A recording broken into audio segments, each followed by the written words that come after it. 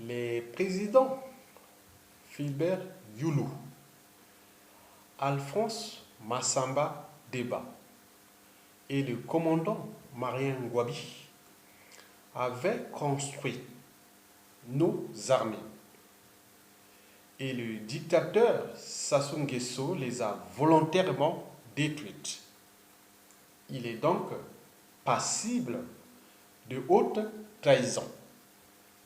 Chers soldats et officiers militaires, nous assistons impuissants à la dégradation de notre société, de notre pays, de ses valeurs spirituelles, humaines, morales, sociales, éthiques et culturelles. À l'examen de cette situation honteuse pour un soldat ou militaire, il apparaît que le régime politique tyrannique de Denis Sassou Nguesso et ses dignitaires, nous ne disons pas ses courtisans étrangers sur invitation de M. Sassou Nguesso, n'ont pas la légitimité nécessaire à l'exercice de leurs fonctions. Ils n'exercent ce pouvoir illégal et illégitime qu'en raison de notre laxisme à faire valoir le juste droit de nous, soldats et officiers militaires.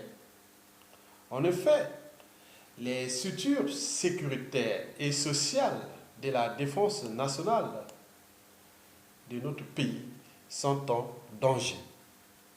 Le peuple et le pays y compris.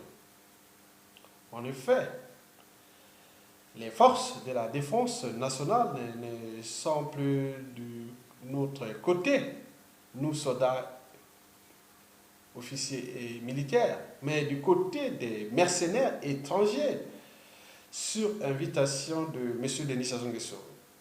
Et cela ne va plus durer comme ça. Sassou Nguesso humilie nous, soldats et officiers militaires de notre cher beau pays. C'est les raisons pour lesquelles chaque soldat et officier militaire patriotique congolais est désormais devant un choix historique. Continuer à protéger celui qui détruit nos vies, nos familles, notre dignité, notre liberté, nos principes et valeurs de la République, notre condition sociale et surtout nos armées et notre pays. Notons au passage que la sécurité de notre pays ou du territoire et du peuple souverain justifie, comme cela a toujours existé dans l'histoire humaine, l'existence et l'entretien de nos armées. Mais ces forces sont donc instituées pour l'avantage de tous et non pour l'utilité particulière de ceux auxquels elles sont confiées. L'heure est donc arrivée de mettre fin à ce système tyrannique ou ce régime politique d'exception qui nous oppresse, nous oppose, nous divise et agit toujours à l'encontre du bien-être du citoyen congolais, qu'il soit civil ou militaire. Tout peut changer si chacun d'entre nous, soldats et officiers, le veulent bien, prend ses responsabilités. Une opportunité aussi exceptionnelle ne se renouvellera pas.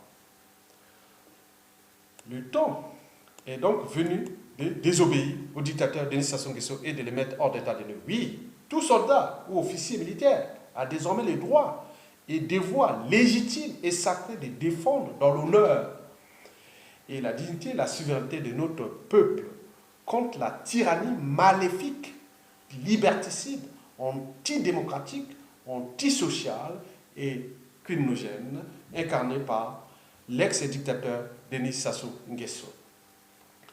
Vive les forces armées congolaises. Vive le peuple congolais. Vive la République. la patrie ou la mort. Nous, soldats et officiers militaires, nous vaincrons, avec le peuple bien sûr, tant qu'à faire. Mesdames, Messieurs, peuple congolais, le temps n'est plus venu de s'indigner, mais d'agir avec nos soldats. Ensemble, ça se dégage. À bientôt.